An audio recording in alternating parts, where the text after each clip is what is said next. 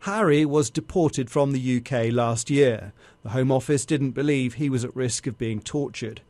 The lacerations on his back, the cigarette burns on his chest, suggest UK authorities were wrong. I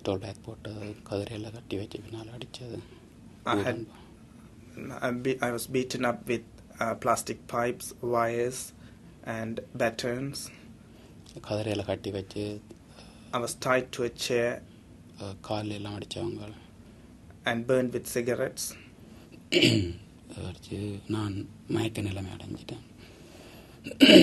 My head was covered with a petrol sprayed bag and I lost consciousness. Harry says he was a rebel Tamil fighter and as such subject to persecution and torture in his home country of Sri Lanka. He says he escaped this year and fled back to the UK after his family bribed police. Human Rights Watch say Harry and 7 other men like him provide evidence that Britain has been deporting asylum seekers into grave danger. The British government needs to be consistent. It claims that Sri Lanka needs to be held accountable at the Human Rights Council in Geneva, but it's returning people to the possibility of torture. It has said that torture exists in Sri Lanka, but because of its immigration policies, it doesn't want to keep asylum seekers in this country, so it's sending them back.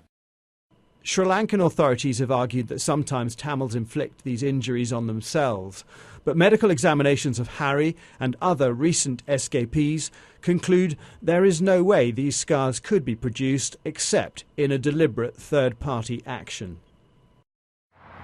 Today, 100 Tamils are being deported from the UK back to Sri Lanka. Lawyers have been arguing the flight shouldn't leave.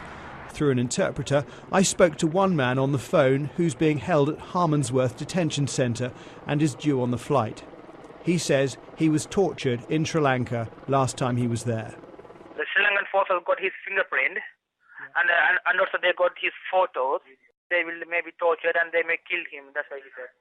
He's very worried now. He's crying. In a statement, the Home Office said, "We only undertake returns to Sri Lanka when we are satisfied that the individual has no international protection needs." The European Court of Human Rights has ruled that not all Tamil asylum seekers require protection. Human Rights Watch says that may be true, but considering the testimony of people like Harry, more evidence needs to be gathered. And until then, Tamil deportations, including today's flight, should be put on hold. Jason Farrell, Sky News.